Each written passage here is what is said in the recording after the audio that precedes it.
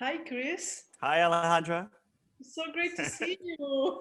Great to see you. Oh my goodness. Wow.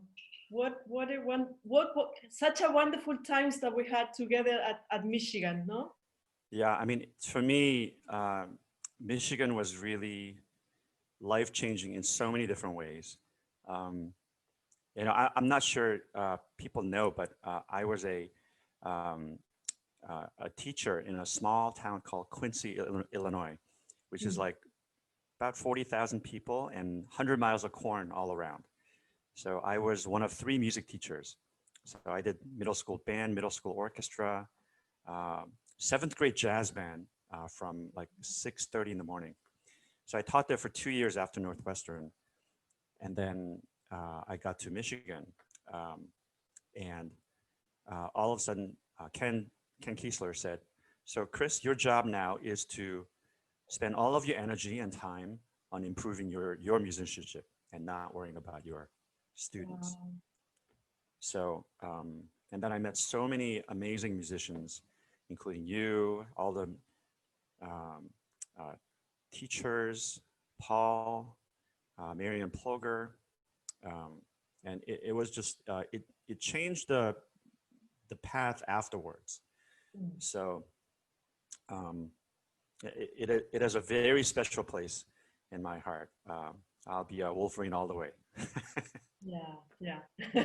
Well, for me too, I have to say it was such a amazing moment of my life too, and very it was like the first time in my life that I had freedom, Mm, to be myself, and yeah. so it's so beautiful that you shared this because I remember I remember you as a person that was always learning or wanting to learn, and what a courage for you to decide to leave this place to go to continue study. I think is very inspiring. Mm. Yeah. I mean, I got so used to sort of a teacher schedule, which is get up at like 6, so I can start teaching at 6:30 in the morning. And so when I arrived in Ann Arbor, um, I, I don't think I really switched over from that schedule. So I remember being like bringing my car to the music Earl V. Moore parking lot, and I'd be one of the first cars there, and then I'd be really happy that I'm like the one of the first people there. So and then I would get in the building, and then I would spend the whole day in the building, and then in the evening I'd be one of the last cars to leave, and this was like most days. But it never felt like I was sort of. It was never drudgery, right? It was always the sense of um, this thankfulness that I had that I could spend this time on becoming a better musician, Mm, right? mm. So um, yeah, I got to know that parking lot very well, and I spent so many quarters into that parking But lot. it's really interesting because Michigan, I mean, the school, at least in my own experience, it's a big school, like Hmm. really Hmm. big music school. But to me, it always felt like a family. I Mm, don't know if it was the same for you. Like everybody was so positive, so yeah. optimistic. Everybody wanted to make sure that everybody was fine. Hmm. Hmm. I think it was in a sense for me it was very very special in that way. Yeah, absolutely. And I think one of the things that immediately stood out to me um, was, I got to know the composers really well because I was always interested in new music. But whenever we put together a small ensemble or an orchestra, whether it be for a conducting recital or conductor's lab or composers forum, like students were always willing to be part of it, right? Yeah. Um, whereas that was a very different experience. I went to pre-college Juilliard, and I spent 3 years there. And there, the emphasis is not about orchestral playing. The emphasis is on solo and recital and Mm. chamber music. So I couldn't imagine asking somebody to play on a recital, like, because they're like, people are like, no, I need to practice my solo repertoire. So that atmosphere of collaboration was always in the air at Michigan. Yeah. Yes. Yes. Chris, where were you born? Okay. So I'm going to give you like a 2-minute version, because sometimes I go on with this story way too long. It's fine. We have time. Okay.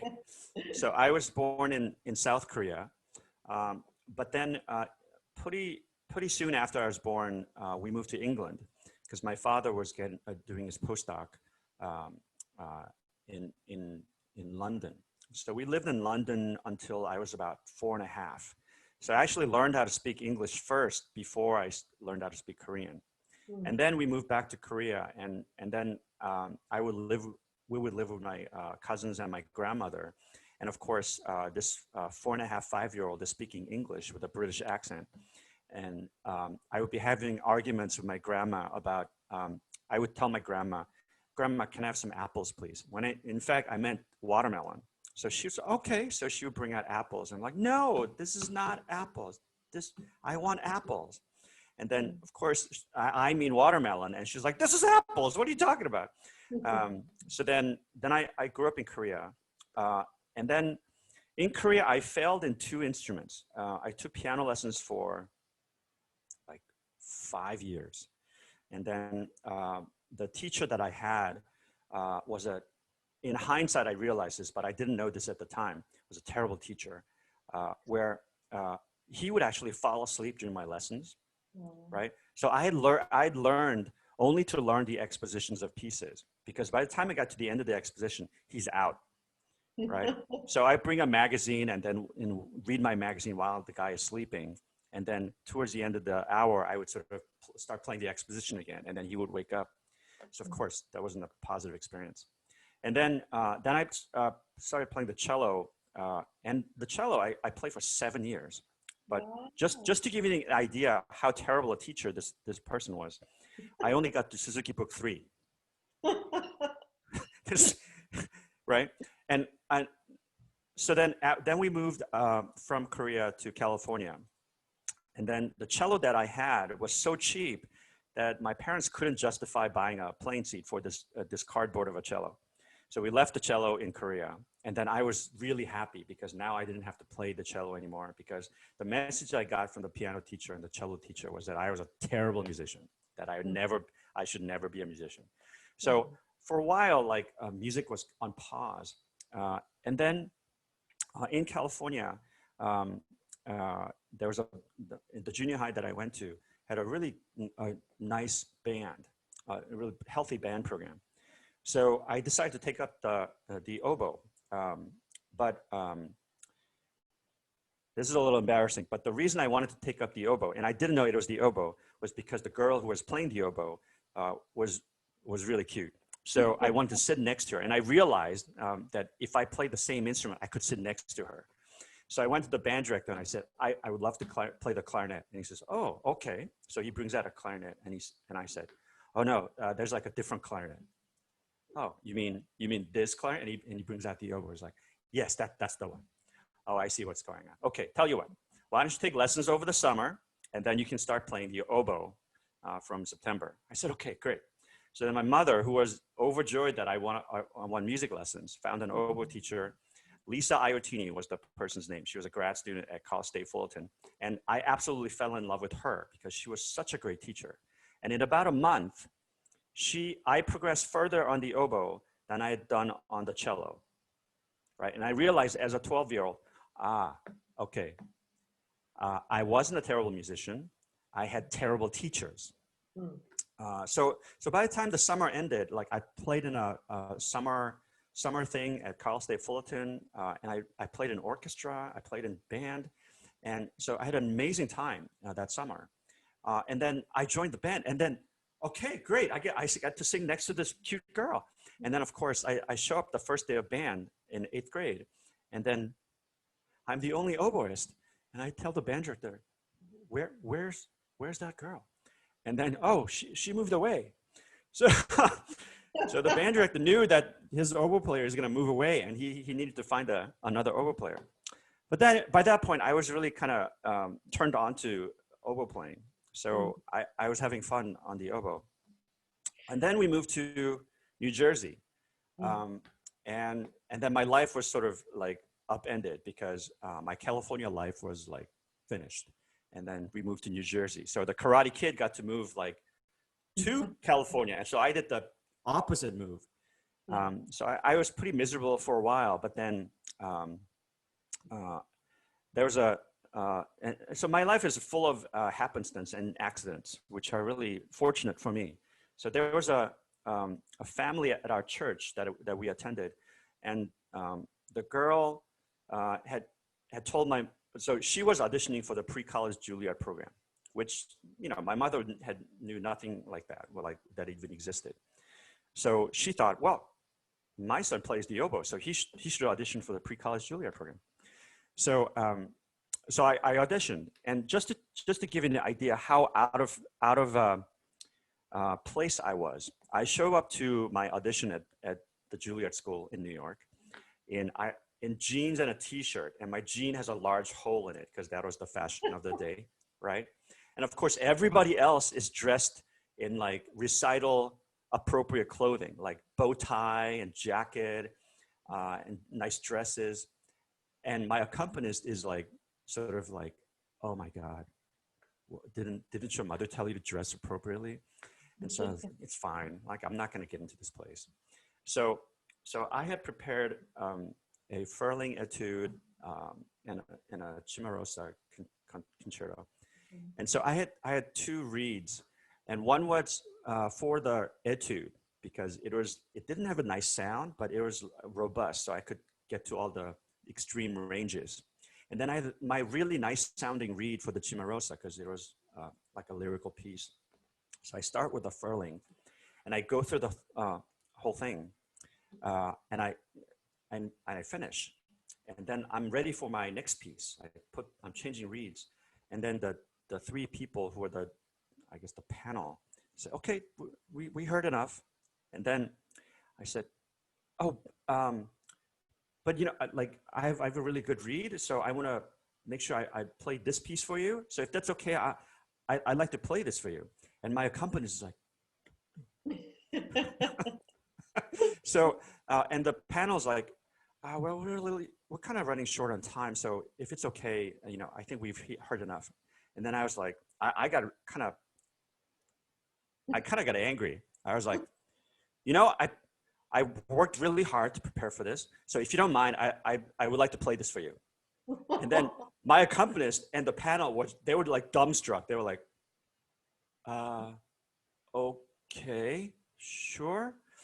And then I played my Cimarosa, and I played the whole thing. I couldn't believe so I played the whole thing, and my accompanist is like, oh my God, this is so bad. I'm never going to be asked to come back here.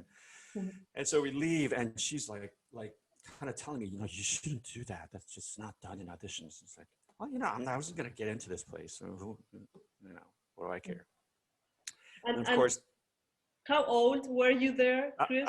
I was a sophomore in high school. This is the summer before my sophomore year in high school. And so, but then I think what must have happened was that particular year, they didn't have enough oboists to fill their orchestras. So they just took anybody like me. And so I got in. Wow. And so I went to pre-college Juilliard for 3 years. And for the entire 3 years, I mean, I had great time. I love my teacher. I met all kinds of amazing teachers there. And in fact, probably like it started to change my opinion of whether I wanted to be a musician in the first place. But I think the whole time I walked around Juilliard thinking, because I would see Gil Shaham go to his lesson and I go, what am I doing here? Like, I don't belong here.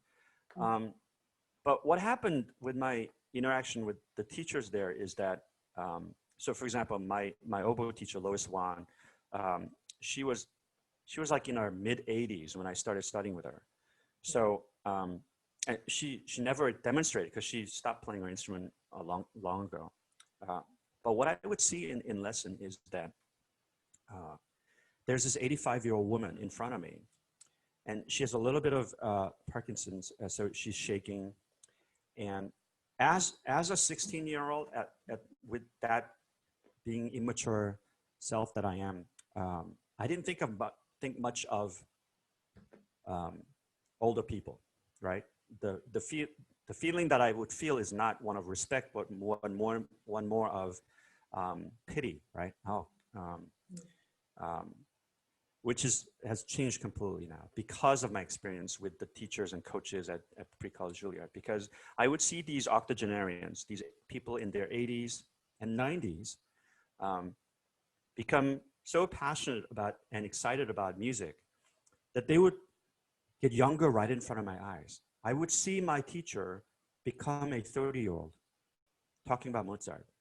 And as a 16-year-old who didn't quite know what to do with his life yet, I said, okay, I want that.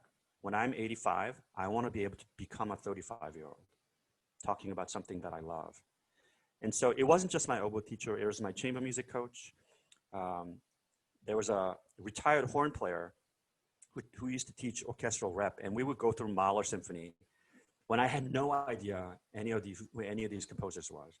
And so because he was a horn player, we went through a lot of Mahler Symphony, a lot of Bruckner symphonies, and we would just play wind and brass version of these pieces. And they were hard. As a young oboist, I would barely be able to play through with the group. But the seed was planted about all those pieces. I said, okay, I need to explore these pieces. And so my 3 years at Pre-College Juilliard kind of, I went back and forth in terms of how I viewed music. Music was this thing I do, but it was never supposed to be a career path, right? It was something that I loved and that I became more and more interested in. But I never in a million years did I think that it would become my life's work, because I just saw how much more talented people were, like people who started their instruments when they're 3, 4 on the string instruments. And as a person who started late, right? I mean, I really only got serious about oboe from like 12. So I really considered that I was not on the same path as all these really talented musicians who are obviously going towards the music path. Yeah, Chris, yeah. While I was listening to you, of course, I start looking at my own path with music, and it's amazing how different it is for everyone. No, you mentioned at the very beginning that you started studying music very young.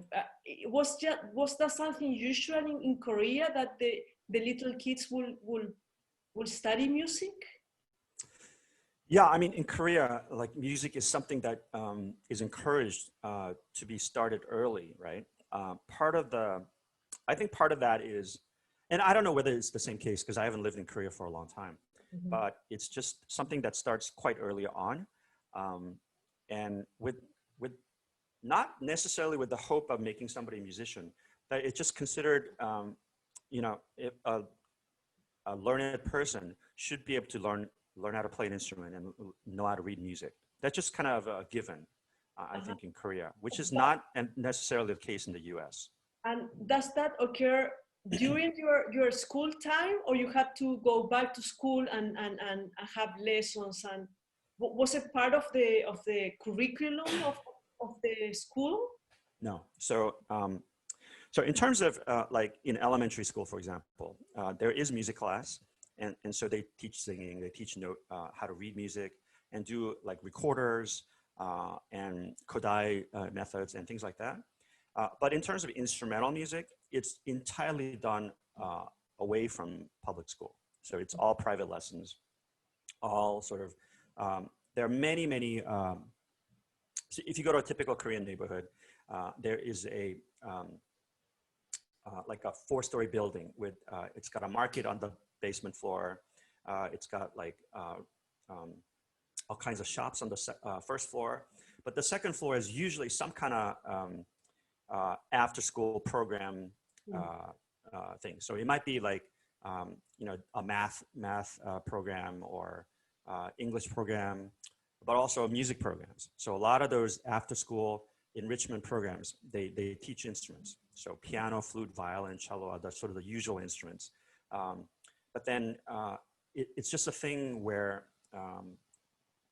almost everybody that I know of started instruments. They might not still be playing, but it was a given that you learned an instrument, right? It's just a natural way of that's what everybody thought. All the good parents should be teaching their children instruments.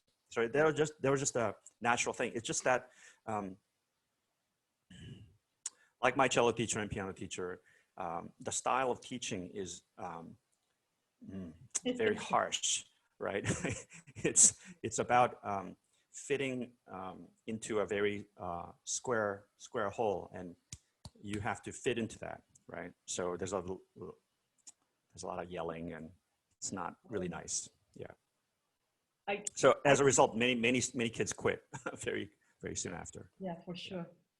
You know, also while listening to you, I was thinking about how do you say this, to honor the teachers that have more experience, you know, and it's interesting because sometimes we feel that we live in a world that give value to the young ones, you know, like the stars of the day, and I feel, at least in what we do, is so important. These people with more experience, and they share this experience with you. Sometimes they don't even have to talk to you, and you feel this knowledge about them that makes them so special, you know. And thank you for sharing that, because we sometimes forget, you know, about these amazing musicians that have done their lives about music. So much treasure in them, huh? Yeah, I mean, the way these, you know, Pre-College Juilliard was a really interesting place because like there are all these teachers who had long retired from the orchestra, from the Philharmonic, but they just couldn't stay home and not teach. So they came to Pre-College Juilliard as 80-year-old, 90-year-old musicians, but they're sharing with these very young musicians. And I found that to be really inspiring, right? That they couldn't just retire and be off playing golf, right? When most professions, I think, when people retire, okay, they're trying to think about like how to retire as soon as you can, right? But we always find these violin teachers, conductors, who are teaching well into their 90s, right? Because they really have this need to share their musicianship and their knowledge and history, right? So. Well, Chris, we were together in a couple of weeks ago, I think, in a conversation with Ken Kisler, remember? And there was something very beautiful about what he said that day, I still have it in my mind, that he said, you know, we need to make sure that we really put time in music more than in our careers. You know, and absolutely. I think these musicians with so much experience, I think that's what they actually share with us, you know, the relationship with music. That sometimes, yes, we are so distracted by, I want to have this concert and this and this and this, but we need to make sure that we spend the time in music. Yeah, one of the things that I think when I was a young conductor, it was all about expanding my repertoire, right? Learning as many pieces as possible, and knowing as many composers as possible. So I put a high value on the the broad repertoire that I would be able to conduct, right? But then teachers like Ken and Carl Sinclair would say things like, well, you know, when you come back to a piece for the 40th time, then there's another layer that you can offer the orchestra, right? So this is in context of Carl Sinclair talking about Eroica Symphony, right? He's done the piece. And I think when I was talking to him, this is in the masterclass context where he was somebody asked, the question was, you know, what's the importance of memorizing a piece, right? So Carl's answer was, if it's your first time, don't do it from memory, because that you're doing it for an external reason. It's not for musical reason. You're doing it for the audience. You're doing it to show the orchestra or the audience that it's the circus act you can do, right? But if you're doing it for the 40th time or 50th time, and you actually don't need the score, right? Then it becomes about the music, right? Where you actually don't need the score because you've studied it so deeply and you've had so many performances with many orchestras, and all those layers of knowledge are imbued in your performance. So I hope that more musicians would allow for that kind of interaction with music, right? I think that the danger of being a young musician is we think we know all the answers. I mean, always a sign that. So here's a barometer for me. If I'm watching a video of my performance from 5 years ago, and I'm usually bleeding and crying and like I have to stop watching after 5 minutes because it's just too painful, right? So I think that's a good sign, right? It's not a sign that you're doing terrible things. It's actually, so I'll take the opposite. If I'm watching a video from 5 years ago and my reaction is, you know, that's pretty good. That's bad, because that means you haven't grown as a musician for 5 years, right? So this ability to look back on your work and say, oh, okay, this needs to improve, that needs to improve. Oh, I could have made that interpretive choice. You know, so yeah. It is a constant journey, yeah? Yeah. Chris, Becky Anson says hello, go Blue. Hi, Becky. Katri, hi guys. Hi. And I have a wonderful friend here, James Julius Cooper, who is actually, he's from the United States, but he's one of the principal cellists of the National Symphony here, and he's awesome. A wonderful colleague, and he's also watching us. And Alan Huckleberry. Hi, Alan. Hey. Alan, the hair Huckleberry. It's such a great, for me, it really gives me so much joy to reconnect with each other. It's amazing now that I'm talking to you, and like you bring something about me that I only share with you, you know, and I start remembering all these experiences that we had together. Remember, Chris, when I started to get interested about conducting, yes, I was always around you guys. Like you said, you were around composers. I was always around conductors. It's very strange. No, and cellists, mostly. Interesting, eh? Our favorite studio picture is, you know, it was after one of the USO concerts. We're like in the lobby or something, and where all the conducting students are there. But of course, there you are, right? So I think you are always a part of the studio. So we just expected you to come to our studio sooner or later. Yeah. and I think that the beautiful thing about that, at least for me, was that we had such amazing conversations about music. Yeah. I remember even Bandit, we were close to at that time, you know, and we really had conversations, and if we didn't agree about something, we will, why do you think that, you know? And it was just such an amazing time to reflect on things. Yeah. Probably in a very youthful way, Yeah. Yeah. But that's how. I don't know if you remember, Alejandra, but now that you bring up Bundit, so when Bundit got the job as the conductor of the debut orchestra, and he left town in October of my first year at Masters, he left a whole bunch of things, including the Comic Opera Guild.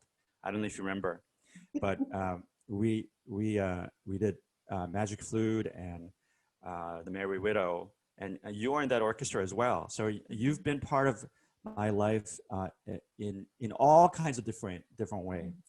Brave New Works, Comic Opera Guild, the Lab Orchestra, the conducting studio, and all of that experience would have been, because I know places where the instrumentalists are really, they're not interested in what the conductors do, right? But at Michigan, there was always this sense of, not necessarily the instrumentalists were like fans of the conducting studio, but that they were always willing to collaborate and help the conducting students, right? Because all the conducting students, they always have to put together a recital in sort of an ad hoc orchestra.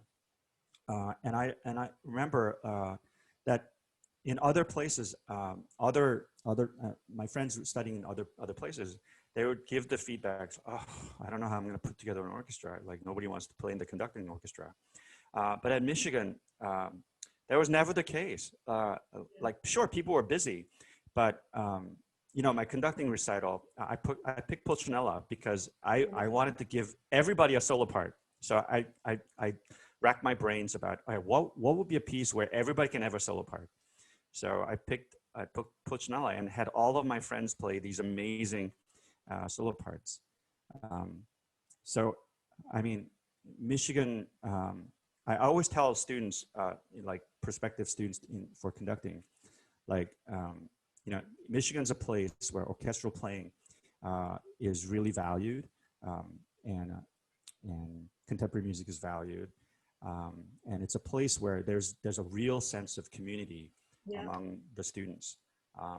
So it's amazing. Now that I hear you again, I think it makes a huge difference. Now, for example, Kim Kaloyanidis, remember her? Yes. Of course. Hi, Kim. Hi, Kim. Becky says, Chris, you are such a great storyteller. I'm a talker. I talk too much. And Kathy says, well, cellists are pretty awesome in relationship of my comment. I was thinking while you were talking about orchestral music, I also had amazing experiences doing chamber music. Yeah. At Michigan, and I think that was an important part of my life too. I remember going from one rehearsal to the other, like almost every day. Yeah. Besides the string quartet rehearsal that we had with the Rossils quartet, no? So, but for me, I think for me, university, this is what it has to do. You have to do as much as possible, learn as much as possible, play with as much as possible people, and then so you get all this information on all this experience, and then when you are out of school, then you decide what you take out of that. But for some reason, I feel that at least in my experience, I made sure that of course I would practice the 5 hours that I had to practice, that Paul Cantor told me to practice. And then I will do other things with my friends, because at the end, this is what music is about, And I mean, let me tell you a little bit about the genesis of Brave New Works, which is a group that was founded by Chris Fro and Eli Shapiro. It wasn't founded by me. I think some people, Tim Christie always tells this is a Chris Kim show. It is not. It was never a Chris Kim show, because I was lucky enough to be asked to conduct a percussion studio concert. So that particular year, we did a piece by Ginastera called Cantata para America Magica, which is a great piece. Jennifer Goltz was the singer, soloist, and it involved, I think, 14 percussionists, each of whom have a huge setup, right? So just to set up for this rehearsal, it would take about an hour and a half, right? So, and Professor Udao, who was the percussion professor at the time, he would sort of sit in the back and just take notes while I conducted. And then afterwards, we would go for coffee right across. And then he would just tell me all the things I did wrong, right? Never say this to a percussionist, never say this to, never say a harder stick to a percussionist. So I learned everything I know about percussion thanks to Professor Udao. But through that process, I met Chris Fro and Eli Shapiro. And then they wanted to put together a new music sort of ensemble. And so what we did was, we just started going to people's recitals and then said, oh, we want Katri to play. We want Alejandra to play. We want Steve Miyake to play. We want Anthony Stoops to play. So we started identifying all these amazing students to make music with, right? And so one of the first piece that we did was Barrier Circles, which is for Jennifer Goltz was a singer, Amy Hart was the harpist, and Chris Fro and Eli Shapiro played the percussion parts. Now, the setup is also such that it would take about an hour to set up, and the only time we could book was like from 11 to 1 in the evening, right? So I would be helping move stuff, and I wasn't even conducting. I was just helping move. I was the guy who schlepped percussion stuff with them. And all of our concerts that we started to produce, basically there was a Barrio concert, there was all kinds of concerts where it was about music we wanted to play with people we wanted to play with. So most of the time it involved chamber music or solo pieces, and maybe there'd be one piece I conduct in that concert. So in the Barrio concert, we had a whole bunch of people play sequenzas, and then I conducted the folk songs. So that was kind of the format of Brave New Arcs. But it was really about finding a way to play together with great musicians that we see. I think if I didn't have Brave New Arcs as an experience, I don't think I would be the musician I am today, because I learned so much from all of the musicians that played on that series, right? And you all taught me so many things. And very free to share. Tell me, just give us downbeats, Chris. But I learned an amazing amount, right? Because I learned about how to speak to an ensemble as equals, right? Because I think until then, I didn't really have a model where the conductor is a collaborator, equal collaborator. And the Brave New Arcs I was just one of the musicians, right?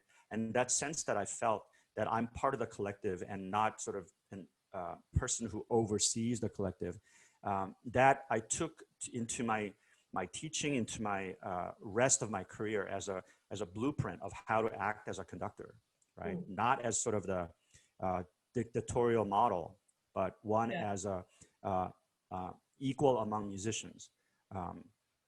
So something that I remember, and I think we share this, the two of us, especially now that I'm conducting, is that in all my projects, for me, it's very important to put others in front, you know, that the projects are never about myself only, you know, it's a collaboration, and it becomes such a strong message when one does projects like this, you know, because it has an impact on the people, on the team that is creating the project, but also, I think energetically, people receives the project in a different way, and I think it's so beautiful when that happens. Yeah, you know? I mean, one of my musical heroes is Abado, and all the musicians who talk about their relationship with Abado is that it's not about this great, because you know the model before Abado was Karajan, right? Where it's sort of, the joke is Karajan goes to heaven and plays in this, conducts this orchestra, and God, who's playing fourth violin, says, "Oh, good, Karajan's here," right? But you know, Abado's model was more about enabling your musicians to be able to be at their best, right? Enabling, allowing them to be able to listen to each other, right? So one of the things Berlin Philharmonic musicians talk about all the time about Abado is that, would you listen, violas, would you listen to the horn here? So that was his way of allowing the orchestra to know what's happening in the score, but also to enable the room for the musician to be their best, right? The principal oboist, who famously talks about, Abado always gave him room that he felt like he could do what he needed to do as an artist. And yet it fit into the overall structure that Abado was providing for the orchestra. So I think that if a conductor isn't allowing the musicians in front of him or her to be the best they could be, then they're just getting in the way, right? So sometimes you have to know when to get out of the way as a conductor. And in fact, I would argue that's one of the most valuable skills, right? If you don't know how to get out of the way, there's going to be a train wreck. Derek Vermel is with us also. Oh, hi, Derek. Ken Fisher is watching also. Remember Ken from the university? Of course. I mean, Ken brought so many amazing groups to Michigan through UMS. I mean, Berlin Philharmonic with Abado, I got to experience because of Ken's amazing work at UMS. So, were you at that concert where they did Beethoven Fourth? Yes, in fact, I was an usher for that concert. And you know what happened before the concert when they were doing the sound check? This is my favorite story of all time because, okay, so by this point, I had seen the Berlin Philharmonic maybe like 5 times in person. And it was such that my expectation going into this concert was that, okay, there's no way they can top what they did last time. So I'm going to be disappointed. So I was kind of bracing for it to be disappointed. So I'm in the hall in Hill, and they're doing a sound check on Beethoven 4. And, Hill seats 4,400 people. So it's much bigger than Carnegie Hall. So they're having a discussion up on stage, and I can't quite hear what's going on. But basically, I realized that they're talking about changing the bowing because the hall is too big for the bowing that they have. So this is a moment in which, for me, it demonstrated everything that is right with classical music in the Berlin Philharmonic, right? How many times have they played Beethoven 4, right? They could have easily went into like automatic pilot tour mode and just did the same thing they've always done, right? But they're doing a sound check and they realize, okay, the hall's too big. The bowing we have does not work. We got to fix the bowing, right? Who does that, right? Only the Berlin Philharmonic, right? And so that moment was a moment I saw, oh, yes, this is how it's done, right? And the way Abado sort of facilitated this discussion was not like, I think you should change the bowing. No, he's like, yeah, I agree. Yes. Yeah. I have been assistant of Ivan Fischer for the past 2 years. And this is something that is quite amazing about him too, is that, we might be in a new hall and he will go out in the back and he will make you conduct. And many times he will change the sittings of the musicians because it doesn't sound good enough, right? Right. And it's right. like you say, this is what music is about. It's not black and white, and it depends on the place, depends on so many things. And I think I'm totally up to that type of making music, just to have a possibility of creating something in the moment. Yeah, yeah. To be fully present in the moment, right? I think is the motto that not only musicians, but we should all of us take into our life, right? Because so many times we go through lives in this sort of non-reflective automatic pilot mode, right? So one of the things I'm always teaching my non-music major students is everything that we do musically is a microcosm of the skills you will need to navigate the life, right? So if we're playing a phrase together, right, and we're talking about listening to each other, listening to a different viewpoint, and be able to negotiate the difference in interpretation, well, hey, there's a life lesson right there, right? In this moment that we are so divided, this ability to listen to each other would go a long way in making an understanding, so that would bridge the gap between people who are very different and have such shouting loudly at each other.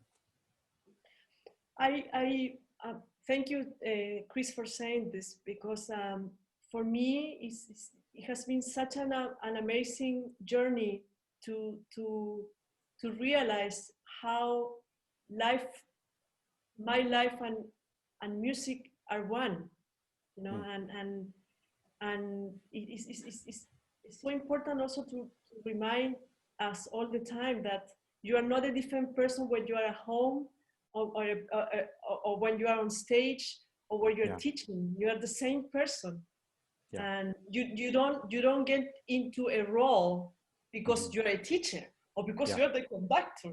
No, right.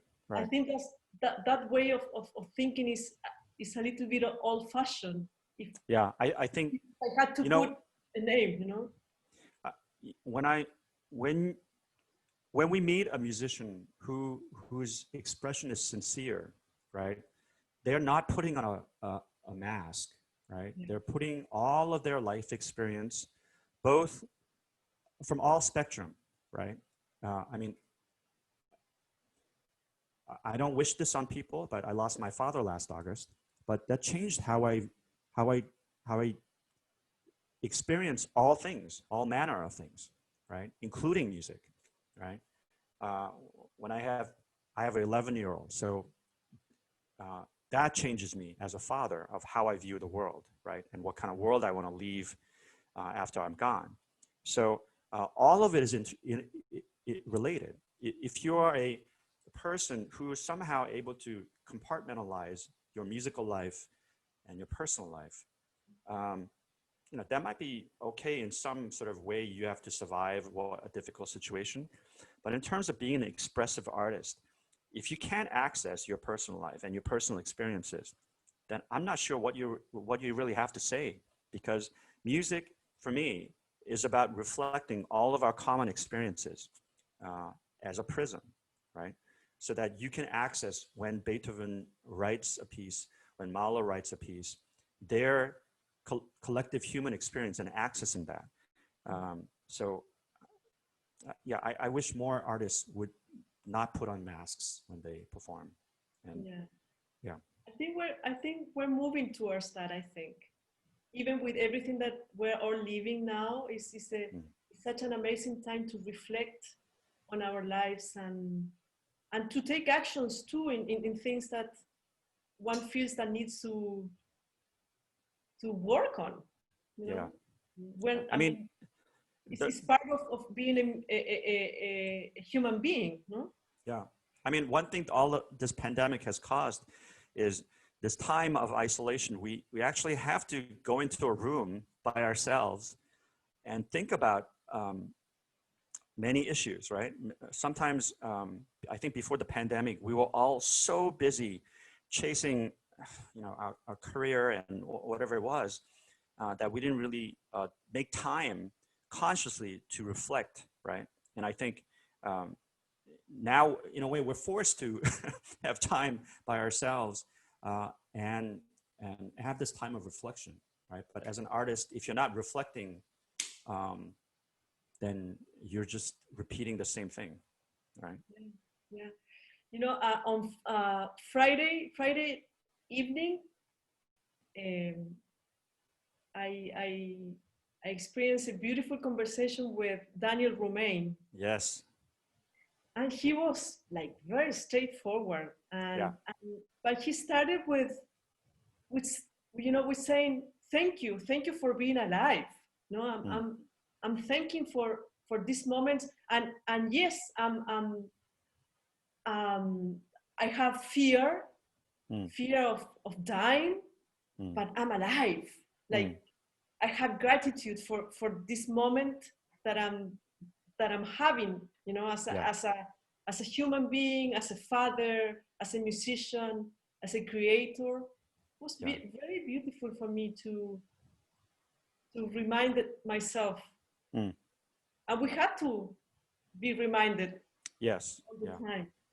That is why it's important, these conversations. Yeah, no? I'm so glad you're doing these conversations, Alejandra, because you know, it really, in listening to Katri and Vicky's conversation with you, it really conjured up and got me thinking about my Michigan days and how transformative it has been for me, right? Because the two years that I spent doing my master's at Michigan, everything changed for me afterwards. And I was on a different path, sort of going in another direction before Michigan. And then after Michigan, that all completely changed because all of my experiences at Michigan. And so watching the conversations just brought up so many memories and experiences that it was great. It really opened up treasure boxes that I didn't know I had in my memory. So, yeah. But I'm also having this speaker series with my students at Cornell, where we're going to be addressing the inequities of an American orchestra. So Daniel Romain is our first guest. We'll have Aaron Dworkin, who is also our classmate, talking about issues. Aaron Flagg. So I'm really excited about having those conversations with them. Yeah. We have a poet, Chilean poet here, from the native,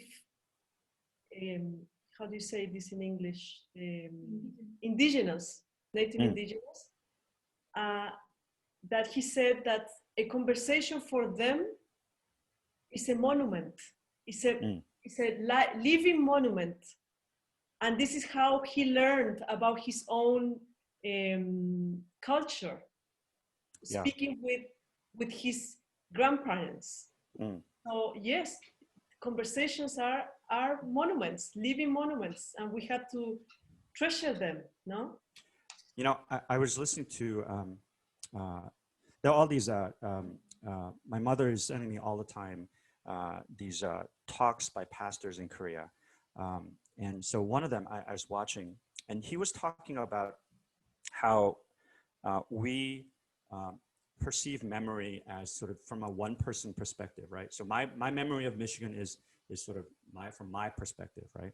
And then your memory of Michigan is from one perspective. Exactly. But then actually there are multiple perspectives of the same time period, right? And so as human beings, we move through these places and we leave traces of ourselves, right? And these traces are memories, right? And this particular pastor was talking about his time at a university, and he was talking to one of his younger classmates who remembered this conversation, and they met 10 years later and having a conversation about that particular conversation, where the pastor himself doesn't remember this conversation, but for the younger classmate, that particular conversation was a life-changing conversation, right? So we leave all of these traces of ourselves going through different places. And it's about how, well, what kind of trace are you leaving? Are you leaving a trace that makes the place better? Are you leaving a trace that is actually harming people afterwards, right? So, so I bring that up because these conversations are, in fact, monuments of our memory, right? Because how we remember things will be added onto because of all these conversations that you're having with Katri and Vicky and Tim and all the people coming up. And I'm so much looking forward to having these traces that's going to be more and more complete, because I'm going to find out all about my classmates that I didn't know before. You know, we talked briefly about how when we were students, we're so busy and sort of in that moment. We weren't really interested in what happened before. So I love hearing about all the other things that led up to Michigan. Yeah. Yeah, yeah. Michael Paul, he was a trombonist at Michigan. He says, music at Michigan for me was about relationships, musical and personal. Yeah. And it was the chamber music and collaborations that made me ready to work in the professional world. And I left school wanting to say yes to all collaborations. Yeah. Yeah, Yeah. absolutely. Yeah, I can't emphasize how amazing it was to be in a school where, you know, there was a lounge area where I would walk down and then I would sort of ask, hey, is anybody willing to play for the conductor's lab? And like, I would come back with 5 people following me into the rehearsal room. Yeah. I don't know many places that would happen, right? It was really a wonderful place. Yeah. Yeah. Yeah. Wow, Chris, I mean, this conversation we could go on and go on. But it has really, really been amazing. And it's interesting because we haven't even talked about how do you study score. Right. But that's the boring part because we can do Yeah. that in another time. Yes. Yes. Yeah. No, just kidding.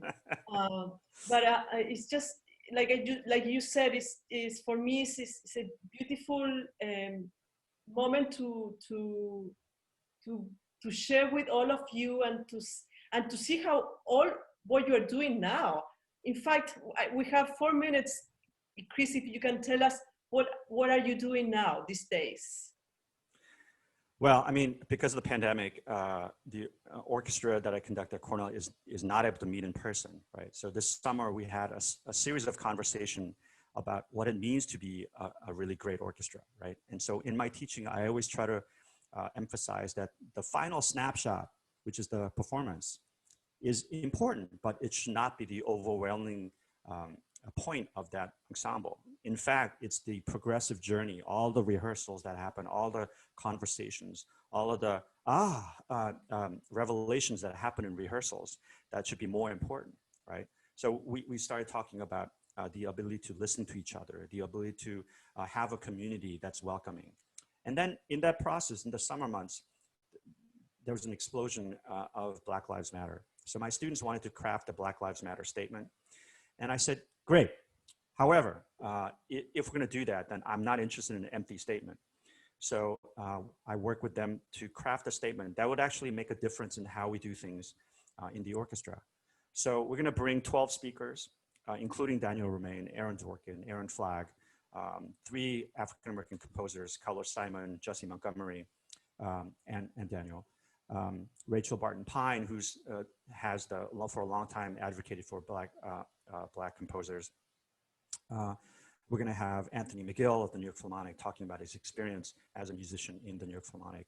And so we're going to have all of these artists come talk about this issue, this inequity in the American orchestra. Why is it that when Smokey Robinson played for a Major League Baseball team in the 60s and opened the way, now we don't think anything of having an African-American Major League Baseball player. But in most American orchestras, it's really hard to find African-American musicians in the orchestra. Now, part of that has to do with the training and all of the ways there are inequities in the system, even in repertoire, right? We are, sometimes orchestras are faced with the 3 Bs, and that's all they perceive as what the donor wants. So if you have a donor who provides 40% of the budget and she just wants Bach, Beethoven, and Brahms, then how do you convince that donor? No, we should also explore repertoire from underrepresented composers. So we're going to be tackling this issue as an online course. Students will have reading or video that they look at before the speaker's appearance, and then with the speaker, we're going to be talking about this sometimes very difficult to have conversation. So, yeah. Great. You know, here in my orchestra, there are all young musicians, probably the same age of your orchestra. And one day we have these meetings that we all gather together for 50 minutes. And one day we were talking about competition, what competition means to them. And, you know, most of them said, oh, I get nervous. I have this feeling that I never play as good as I wanted to play, you know, all these things. And then we started talking about the word collaboration, what it means to them. So we did a little experiment. I asked them to share with me their virtues and their weaknesses. In terms of, like, for example, I said, oh, I'm not very good at theory. Or somebody will say, I'm really good at theory. So what we did, if we did, like, everybody chose a topic that they can share with others. So for example, I'm learning German, and one of the musicians of the orchestra speaks pretty good German. So he made a course for everyone to learn German, because I feel this is the time to do this, you know, to work on the things that you feel that you can improve. So it has been very beautiful, because we realized that finally we're a community, that we all need each other. But for me, it was important to put it into action, not just to talk about it. But what happens when your words come into action? And it was very, very potent. To see what happens. I mean, that's an amazing thing about orchestras, right? It's not just playing a particular piece, we rehearse and we play a concert, because that in a way has been the model for so many orchestras. But it's about 70, 80, 100 people in that orchestra, and each one of them are individual artists that have things to offer, right? And that community, people power is what really we should be focusing on at this time, right? Because each one of them have so much to offer. I think there are models of orchestras that are starting to change their perception of what it means to have a season, right? Rather than have 12 concerts, but about how to bring about the talents of the 100 people in the orchestra, and then share that with the community, right? So I think we have to start thinking in that way, because the pandemic most likely is not going to be a short-lived one. So otherwise, our beloved institution of the orchestra will not find a way to survive. So in this moment, we all have to be thinking about what are ways that this amazing group of 100 musicians, how can their time and talents be utilized in a way that can benefit the greatest number of people in our community? Well, Chris, it's time to finish. No, I don't want to do it.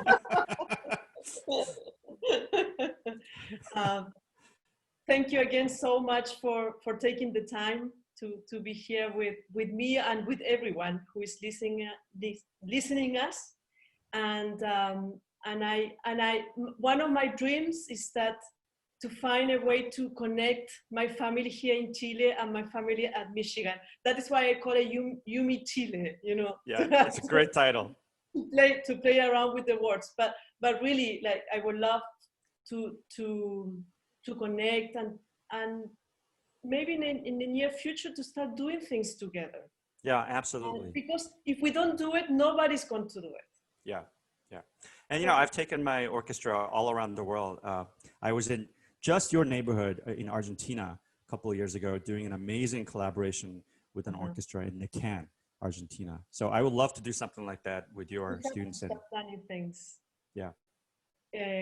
Among conductors, but among also musicians, and we all have our own specialties, and I just would love for this world, everybody to come out and do beautiful things together. So absolutely. Thank you, Chris, for taking the first step, because it's just the first step to something wonderful that is coming, that we don't even know what it is. Yes. So Alejandra, thank you so much for including me in this. I love watching all of the talks, all the conversations. And it's like a time machine. It's like going back, but not just going back, but going forward in terms of, you know, making our relationship stronger for more richer collaborations. Yes. So thank you, Chris. And we will see each other again next Sunday. Next Sunday, we will have Teams Shamanic. Yes. So a wonderful conductor. So I will see you on Sunday. And thank you very much for being here. Bye-bye. Bye.